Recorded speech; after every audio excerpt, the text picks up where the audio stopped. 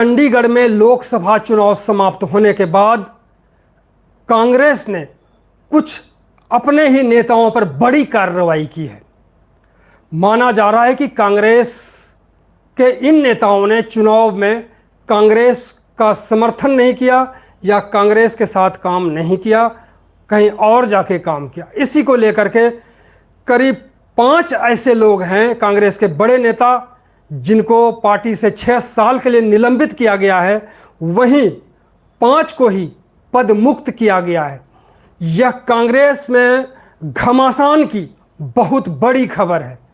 आपको बता दें कि जो यहाँ पर एक्स एमएलए ऑब्जर्वर लगे हुए थे जगदीश, उन्होंने अपनी रिपोर्ट राष्ट्रीय अध्यक्ष, राष्ट्रीय नेताओं को दिल्ली भेजी रिपोर्ट को, और उसके बाद ये कार्रवाई दिल्ली से की गई है। सूचना के अनुसार निलंबित किए गए नेताओं में सबसे पहला नाम अगर कहें तो दीपा दुबे का है, जो महिला के पूर्व अध्यक्ष थी प्रदेश के, उनको निलंबित किया गया है सूचना के अनुसार। अनवार उल हक जो पार्टी के पूर्व उपाध्यक्ष थे और चुनाव से पहले ही इन्होंने पद को छोड़ दिया था। रवि ठाकुर जो पहले जिला अध्यक्ष भी थे और महासचिव भी बनाए गए थे, जैसे कि मेरे पास सूचना है। वहीं साहिल दुबे ये भी सचिव बताए जाते हैं कि कांग्रेस में सचिव थे, इनको भी 6 साल के लिए निलंबित किया गया है। वहीं अभिषेक शर्मा यानी सैंकी के नाम से भी जाने जाते हैं, इनको भी 6 साल के लिए निलंबित किया गया है। ये पीसीसी के शायद मेंबर थे, जो जैसी कि जानकारी है मेरे पास। ये बहुत बड़ी घटना है, ये बहुत बड़ी कार्रवाई है चंडीगढ़ कांग्रेस के लिए कि इन लोगों को निलंबित किया गया है, जिसमें नाम दीपा दुबे, अनवार उल हक, रवि ठाकुर, साहिल दुबे और अभिषेक शर्मा है। वहीं जो पदमुक्त किए गए हैं उसका नाम है हरफूल कल्याण, जो उपाध्यक्ष थे और पूर्व मेयर भी हैं। उसके बाद विनोद शर्मा है जो जनरल सेक्रेटरी होते थे, इनको भी पदमुक्त किया गया है। मनोज गर्ग जो सचिव थे, इनको भी पदमुक्त किया गया है। वहीं सतीश कैंथ का नाम आ रहा है, जो पहले कांग्रेस में रहते हुए ही डिप्टी मेयर रह चुके हैं और अभी प्रवक्ता बताए जाते हैं, उनको भी पदमुक्त किया गया है। उसके बाद है हाकम सरहदी, इनको भी पदमुक्त किया गया है। तो पदमुक्त होने वालों में फिर से एक बार नाम बता दूं कि Harphool Kalyan vice president, Vinod Sharma general secretary, Manoj Garg secretary, Hakam Sarhadi secretary, Satish कैंथ प्रवक्ता और पूर्व उप महापौर जिसको हम डिप्टी मेयर कहते हैं, इनको पदमुक्त किया गया है। जबकि निलंबित में 6 साल के लिए निलंबन के लिए दीपा दुबे, अनवार उल हक, रवि ठाकुर, साहिल दुबे, अभिषेक शर्मा का नाम शामिल है। आपको बता दें कि ऑब्जर्वर और एक्स एमएलए जगदीश की रिपोर्ट पर यह कार्रवाई दिल्ली से हुई है। संभव है कि आज 11 बजे तक इसके लिए और एक सूचना, बड़ी सूचना और भी आ जाए।